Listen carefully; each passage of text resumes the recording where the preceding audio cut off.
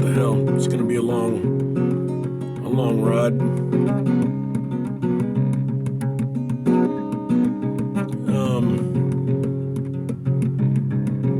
We start off 2019, August 8th. And it wasn't but, a year or so after the incident that I'd come across on the spiritual fringe narrative that the August 8th date is considered a portal date, as they call it. August, Leo, the 8th month, and the 8th date, the 8-8 Lionsgate portal, as they call it. Well, by 2019, August 8th, I'd been back in Tacoma, Washington for a little over a year. A dear friend of mine had invited me to go cliff diving at this little spot, called the Green River Gorge. Place he grew up in and still went out to, and he wanted to show it to me. And even though I had only one other experience, probably more than 20 years prior, diving off a cliff, and I found it quite terrifying, but did it anyway. I said, yeah, let's do it. And on that morning, we drove out there. And for whatever reason, some mood I was in or whatever, I got it into my head that sight unseen, when we got up there, I was going to go into that river head first like Tarzan. Well, the thing about the Green River Gorge, it's a glacier-fed river. It's fucking cold. It's icy cold. And we got out there that morning, and it was a bit overcast. Sun wasn't even out from behind the clouds yet. We climbed up the cliffs there. They had 3 cliffs. One was the sort of the beginner level. The next was the sort of intermediate. And the 3rd cliff was the you go fuck yourself cliff. And on that particular morning, that season, the go fuck yourself cliff was inaccessible.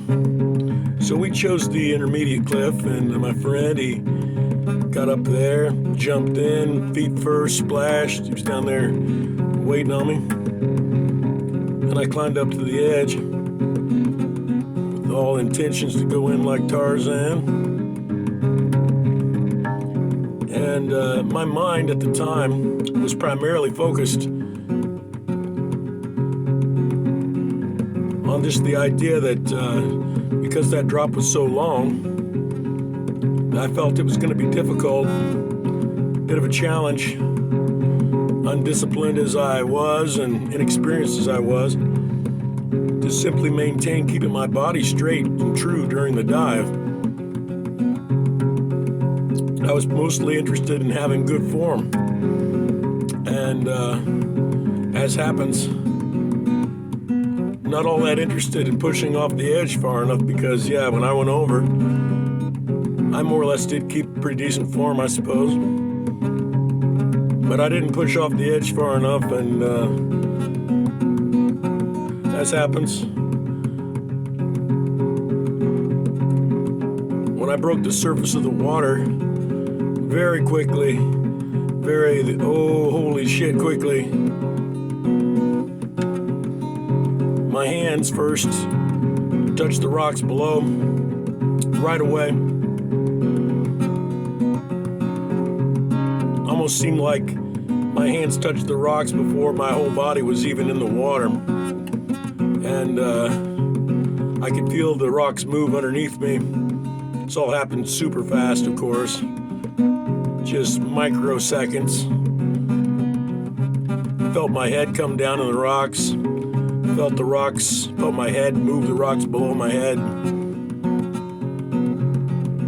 Had that microsecond where I was like, I'm a fucking goner, dude. My instinct was to just curl my body into a ball. Anywho,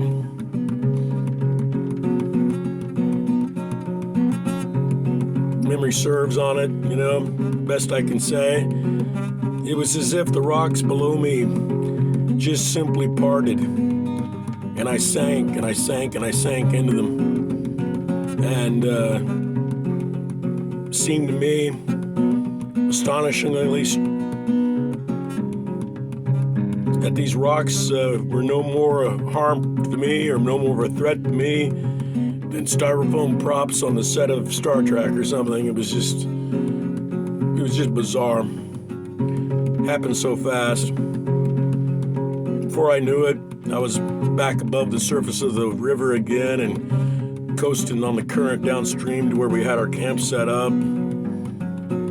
Fucking cold. It was the kind of cold where when the wind hits you, you don't feel like you're getting colder, actually. The wind feels like it's cooling you off because your body just feels stung. Your skin's burning. Anywho, as I'm sitting there drying or standing there drying off, you know, I couldn't quite figure it. It didn't make any sense to me. Not only did I survive that,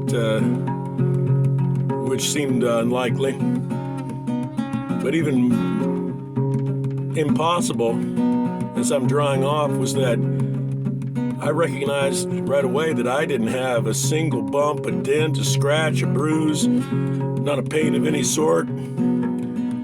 And my mind is very quickly going back over that dive.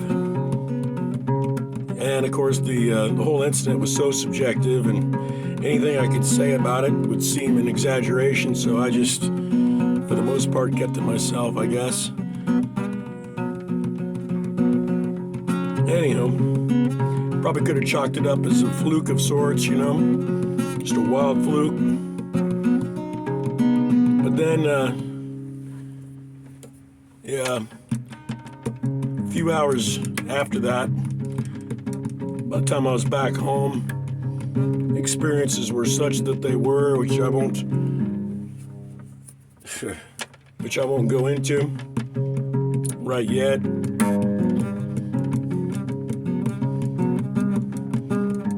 That day, that night, that week, that month, those months, what unfolded was so bizarre that it placed me in a state of zero confidence, really, that I had actually survived that dive at all. Things were that strange. It was as if I'd gone prior to the dive with being World A, and then what followed the dive was World B. The worlds were so overtly different. Anywho, we jump ahead to 2024. August 8th, 2024, Lionsgate. 8/8. And yeah, 2024. Not just 8/8, but 2 plus 2 is 4, 4 plus 4 is 8, 888, Lionsgate. But that particular morning, I woke up, and the first thing on my mind was to step outside the door and retrieve a pair of swimming trunks that I had left on a chair outside my mini RV trailer to dry from having swam the day before. I'd only just that day went and bought that pair of trunks from the corner thrift store. Went and had a swim, Yeah, like I say, I left them there on the chair to dry. Went to bed, woke up, grabbed them, came back in with my trunks, opened up my phone and clicked on YouTube to see what the recommendations feed had to say, and so far as finding a song to start my day with. And as I was about to put on my trunks, I noticed that there was a hard nugget of something in the pocket of the trunks that I hadn't taken notice of the day before. And yeah, I reached in and fished it out. And no shitting you, what I pulled out was a silver and gold ring. Silver around the base and capped by gold. And on the gold that capped that ring was the profile of a roaring lion. Lionsgate. Lion's-headed ring. So bizarre. But, you know, that level of bizarreness, you know, at that point had become the new normal, so, you know, I wasn't too flummoxed. I went to try on the ring. Come to find out that it wouldn't fit anything but my pinky ring. You can't really see it, I suppose, but yeah.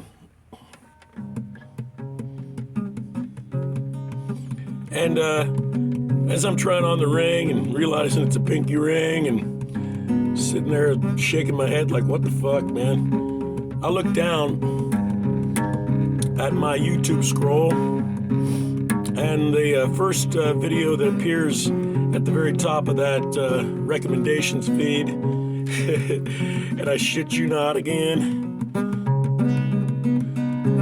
was a song titled Pinky's Dream. Pinky's Dream. And as happens, the writer of that song was none other than David Lynch, who one could say playfully is the foremost authority on finding magic rings outside mini RV trailers. And it doesn't stop there. Atop my desk at the time, which was right in front of me, was an album design I was working on for my friend's band. And the mascot for the band is this tall zombie clown named Flapjack. He's got these big bug eyes, and one could arguably say that, yeah, Flapjack is a crazy clown. And the title of the album upon which Pinky's Dream appears is titled Crazy Clown Time. So yeah, now all this is going down, I'm thinking, you know, that little window of time in which I'd left those trunks outside and went to sleep and let them dry, sure, could be a psyop, somebody fucking with me, come in the night and leave that little relic in the trunks for me to find, and, you know, I don't know. The notion that it was orchestrated by the Department of Signs and Wonders or whatever is just as absurd.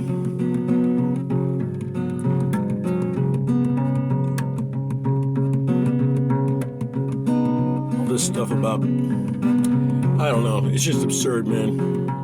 There's more to it, we can get into it, but we're already at roughly 16 minutes. It's getting too long.